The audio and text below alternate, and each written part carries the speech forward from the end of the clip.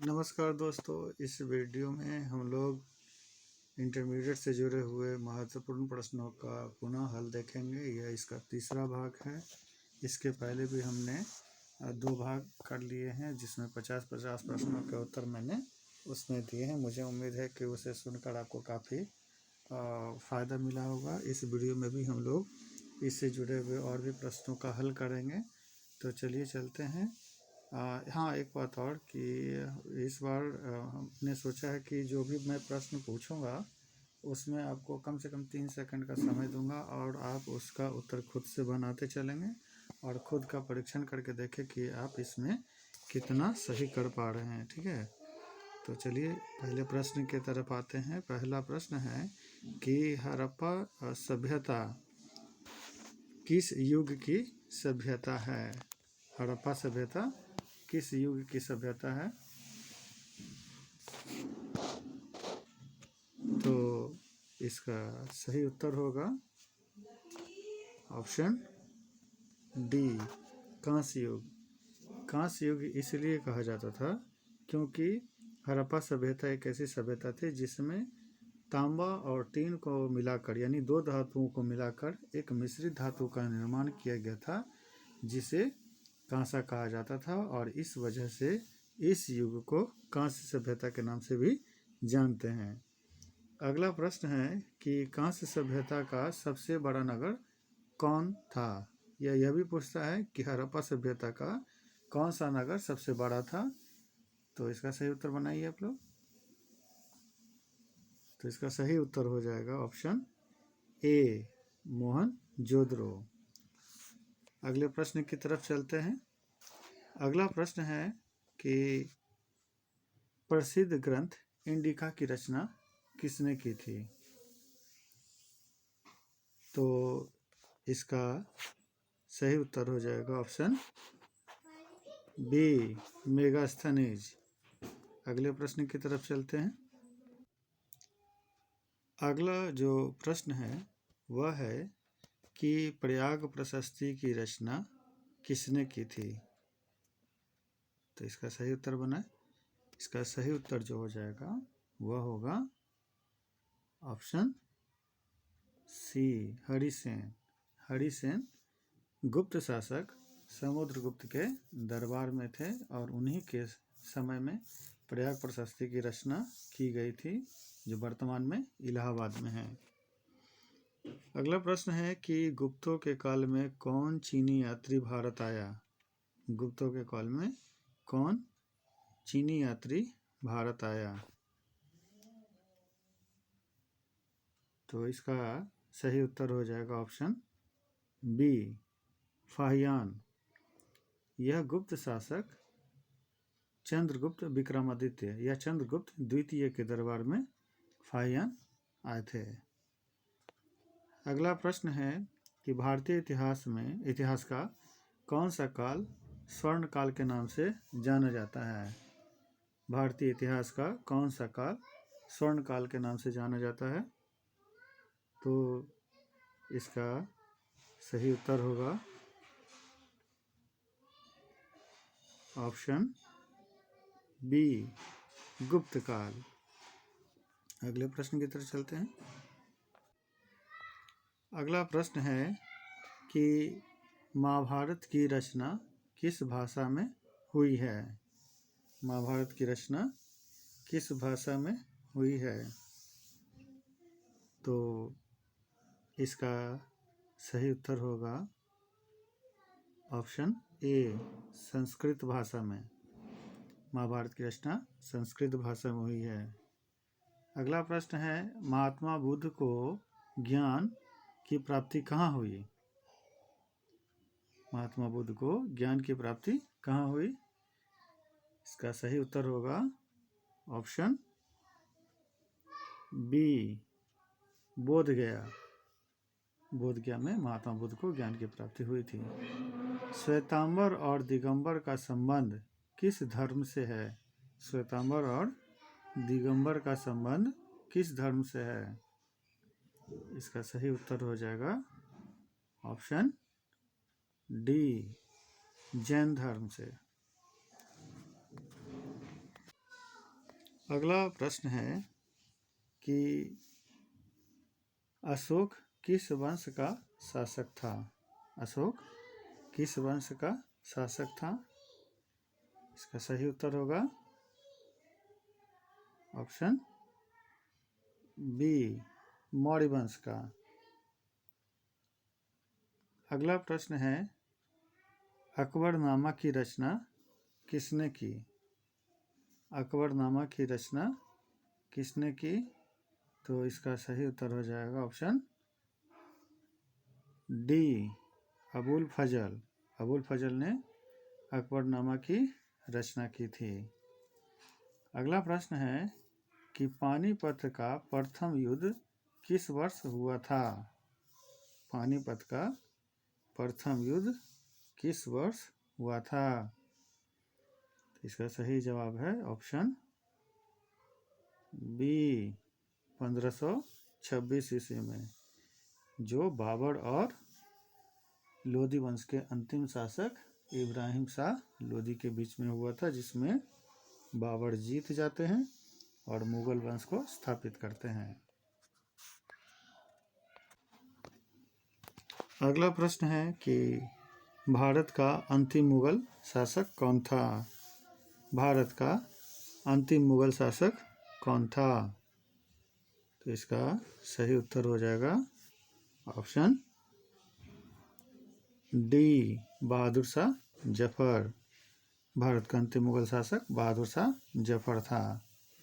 अगला प्रश्न है कि इब्न बतूता किस देश का यात्री था?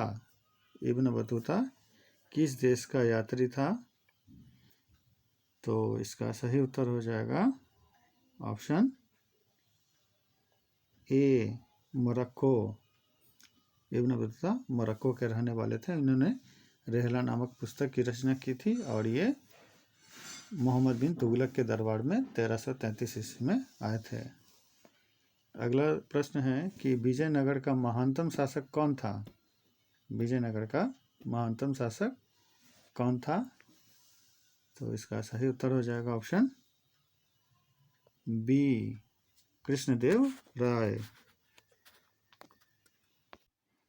अगला प्रश्न है कि गोपुरम का संबंध है, आपको बताना है इसमें से गोपुरम का संबंध किससे था? तो इसका सही उत्तर हो जाएगा ऑप्शन डी, मंदिर से। ठीक है, मंदिर के दरवाजे को गोपुरम कहा जाता था। वीरशैव या लिंगायत आंदोलन के जनक कौन थे? वीरशैव या लिंगायत आंदोलन के जनक कौन थे? इसका सही उत्तर हो जाएगा ऑप्शन सी, बासवन्ना। अगला प्रश्न है कि ख्वाजा मोइनुद्दीन चिश्ती की दरगाह कहाँ स्थित है?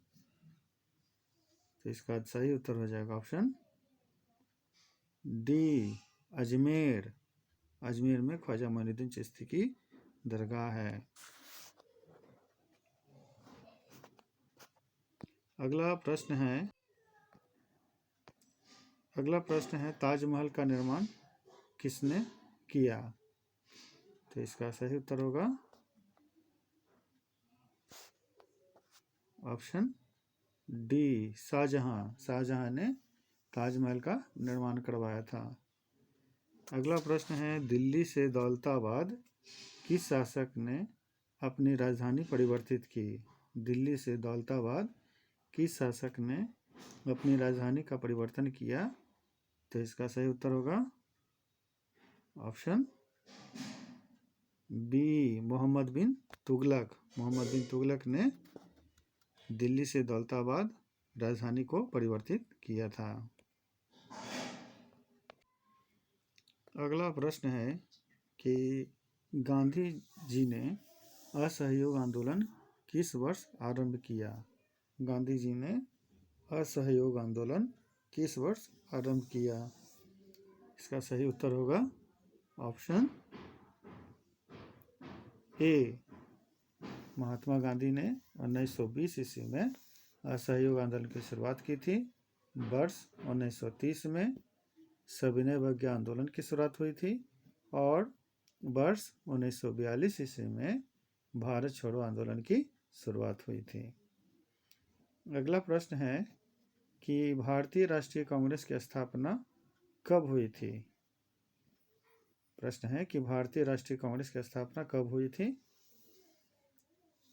तो इसका सही उत्तर हो जाएगा ऑप्शन सी, 1885 ईस्वी में। भारतीय राष्ट्रीय कांग्रेस की स्थापना 1885 ईस्वी में एक अंग्रेज अधिकारी A.O. ह्यूम के द्वारा बम्बई में की गई थी और इसके पहले जो अध्यक्ष बने थे वो W.C. बनर्जी थे। अगला प्रश्न है कि बंगाल के विभाजन की घोषणा किस वर्ष हुई। बंगाल के विभाजन की घोषणा किस वर्ष हुई। इसका सही उत्तर होगा ऑप्शन ए, 1905 ईस्वी में।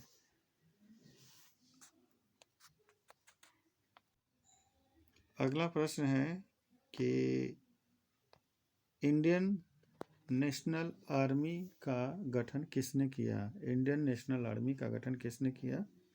तो इसका सही उत्तर हो जाएगा ऑप्शन सी, सुभाष चंद्र बोस। अगला प्रश्न है कि भारत किस वर्ष गणतंत्र बना। भारत किस वर्ष गणतंत्र बना। इसका सही उत्तर होगा ऑप्शन बी, 1950। अगला प्रश्न है त्रिपिटक साहित्य का संबंध है। वो बताना है कि त्रिपिटक साहित्य का संबंध किससे है। इसका सही उत्तर होगा ऑप्शन बी, बौद्ध धर्म से। त्रिपिटक बौद्ध धर्म से जुड़ा हुआ है। इसमें 3 पिटकों की रचना हुई है, सुत्त पिटक, विनय पिटक और अभिधम पिटक। कनिष्क का राज्यारोहण हुआ था। तो आपको बताना है कनिष्क का राज्यारोहण कब हुआ था। तो इसका सही जवाब हो जाएगा ऑप्शन बी, 78 ईस्वी में हुआ था इनका राज्यारोहण। अगला प्रश्न है कि महाभारत युद्ध कितने दिनों तक चला था। महाभारत युद्ध कितने दिनों तक चला था। तो इसका सही उत्तर होगा ऑप्शन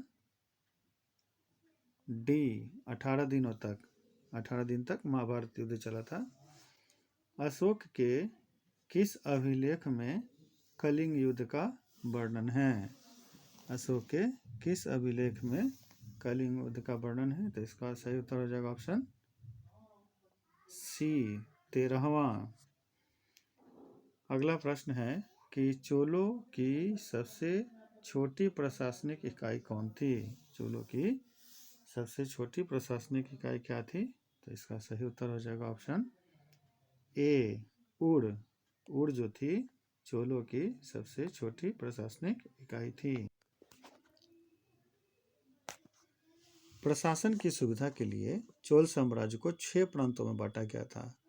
प्रांतों को मंडलम कहा जाता था और यह प्राय राजकुमारों को यहाँ का प्रशासन देखना पड़ता था। मंडलम को कोट्टम में जो कमिश्नरी होता था, कोट्टम को नाडु में जो कि जिला होता था और प्रत्येक नाडु को कई कुर्रम यानी कि ग्राम समूहों में विभक्त किया गया था। मंडलम से लेकर ग्राम स्तर तक के प्रशासन हेतु स्थानीय सभाओं का सहयोग लिया जाता था।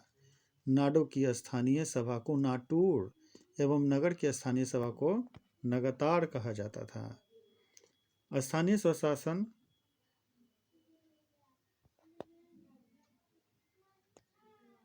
स्थानीय स्वशासन चोल शासन प्रणाली का एक महत्वपूर्ण विशेषता थी। स्थानीय स्वशासन ऊढ़ तथा सभा व महासभा के सदस्य वयस्क होते थे। तो ऊढ़ सर्वसाधारण लोगों को की समिति थी जिसका कार्य होता था सार्वजनिक कल्याण के लिए तालाबों और बगीचों के निर्माण हेतु गांव की भूमि का अधिग्रहण करना। ठीक है, अगले प्रश्न की तरफ चलते हैं। अगला प्रश्न है कि राजतरंगिणी के लेखक कौन थे। तो इसका सही उत्तर हो जाएगा ऑप्शन डी, कल्हन। कल्हन ने राज तरंगिणी नामक पुस्तक की रचना की थी। अगला प्रश्न है कि अर्थशास्त्र की रचना कब हुई थी? अर्थशास्त्र की रचना कब हुई थी? तो इसका सही उत्तर हो जाएगा ऑप्शन सी, 4वीं शताब्दी ईसा पूर्व में अर्थशास्त्र की रचना कौटिल्य या चाणक्य के द्वारा की गई थी। और यह एक किस प्रकार का ग्रंथ है? यह एक राजनीतिक ग्रंथ है। ठीक है। अगला प्रश्न है कि पतंजलि के महाभाष्य से हमें जानकारी मिलती है, तो किस वंश की जानकारी मिलती है? तो इसका सही उत्तर होगा ऑप्शन बी, मौर्य काल की। पतंजलि ने महाभाष्य की रचना ईसा पूर्व 2री शताब्दी में की थी। इसमें वर्णन है कि 2री शताब्दी ईसा पूर्व में मौर्यों के ब्राह्मण सेनापति पुष्यमित्र शुंग ने मौर्य वंशी शासक बृहद्रथ को मार करके गद्दी पर बैठा था और शुंग वंश की स्थापना की थी। पतंजलि पुष्यमित्र शुंग के दरबार में राजपुरोहित थे। अगले प्रश्न की तरफ चलते हैं। अगला प्रश्न है कि पुराणों की संख्या कितनी है? तो इसका सही उत्तर हो जाएगा ऑप्शन बी, 18। पुराणों की संख्या कितनी है? 18। अगला प्रश्न है मौर्यकालीन टकसाल का प्रधान कौन होता था? तो इसका सही उत्तर हो जाएगा ऑप्शन डी, लक्षणाध्यक्ष। लक्षणाध्यक्ष जो थे वो मौर्यकालीन टकसाल के प्रधान होते थे। टकसाल का मतलब होता है जहाँ मुद्रा की छपाई होती है, उसे टकसाल कहा जाता है। अल बरूनी भारत किसके साथ आया? प्रश्न है कि अल बरूनी किसके साथ भारत आया? तो इसका सही उत्तर हो जाएगा ऑप्शन ए, महमूद गजनी। इस संदर्भ में एक सूत्र है कि महमूद गजनी के साथ फूफा आए थे, FUFA, फूफा। F से हो गया फिरदौसी, U से उतवी, F से फारूकी और A से अलबरूनी। तो इस तरह से याद रखेंगे कि महमूद गजनवी के साथ फूफा आए थे, जिसमें पहला F से हो जाएगा फिरदौसी, U से उतवी, F से फारूकी और A से अलबरूनी। अगला प्रश्न है दिल्ली सल्तनत की प्रथम और अंतिम महिला शासिका कौन थी? तो इसका सही उत्तर हो जाएगा ऑप्शन सी, रजिया सुल्तान। रजिया सुल्तान कौन थी? रजिया सुल्तान इल्तुतमिश की पुत्री थी। अगला प्रश्न है कि निम्नलिखित इतिहासकारों में कौन अकबर के समकालीन था? निम्नलिखित इतिहासकारों में कौन अकबर के समकालीन था? तो इसका सही उत्तर होगा ऑप्शन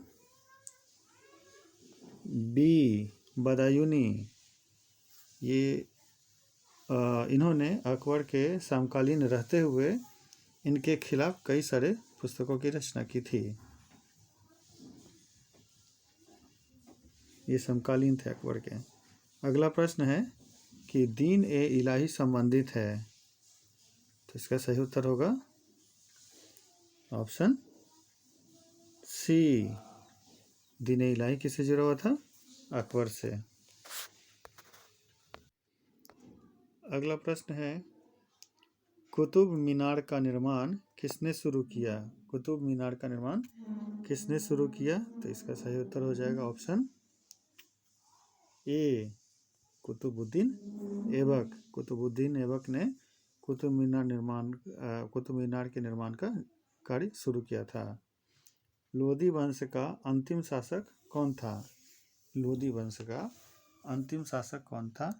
इसका सही उत्तर हो जाएगा ऑप्शन सी, इब्राहिम लोदी। इब्राहिम लोदी और बाबर के बीच में 1526 ईस्वी में पानीपत का प्रथम युद्ध हुआ था, जिसमें इब्राहिम शाह लोदी हार जाते हैं और बाबर जीत जाता है और इसके पश्चात मुगल वंश की स्थापना होती है।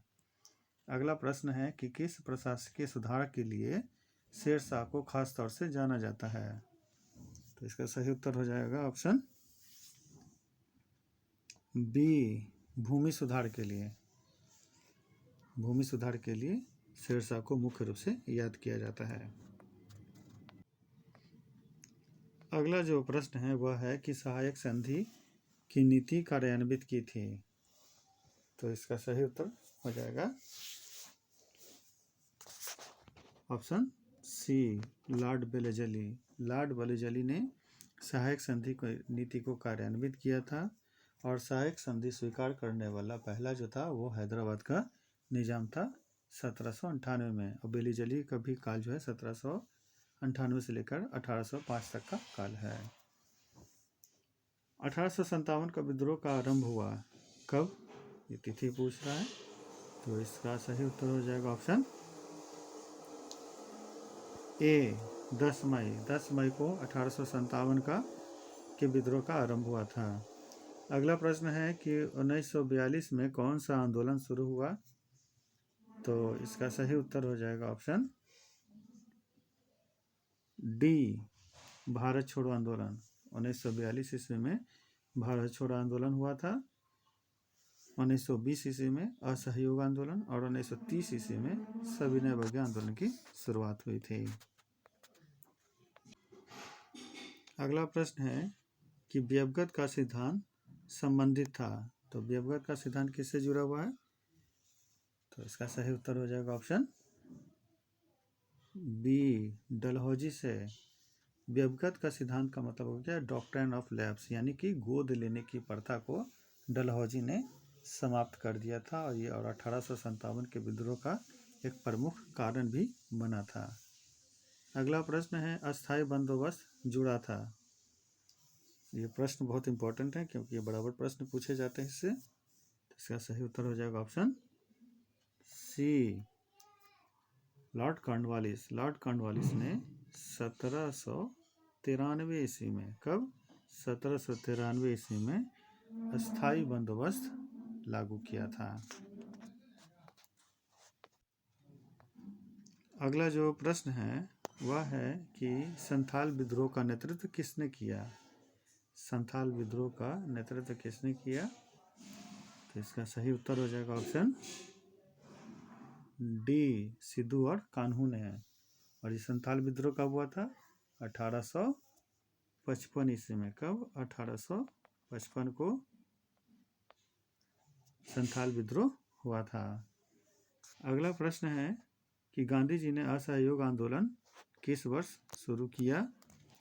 तो इसका सही उत्तर हो जाएगा ऑप्शन ए, 1920 ईस्वी में। अगला जो प्रश्न है, जवाहरलाल नेहरू भारत के प्रथम प्रधानमंत्री कब बने। तो इसका सही उत्तर हो जाएगा वर्ष ऑप्शन बी, 1947। जवाहरलाल नेहरू भारत के प्रथम प्रधानमंत्री 1947 ईस्वी में बने थे। तो इस तरह से हमने 50 प्रश्नों के हल किए। मुझे उम्मीद है कि इसे सुनकर आपको काफ़ी सहयोग और सहायता मिली होगी। धन्यवाद।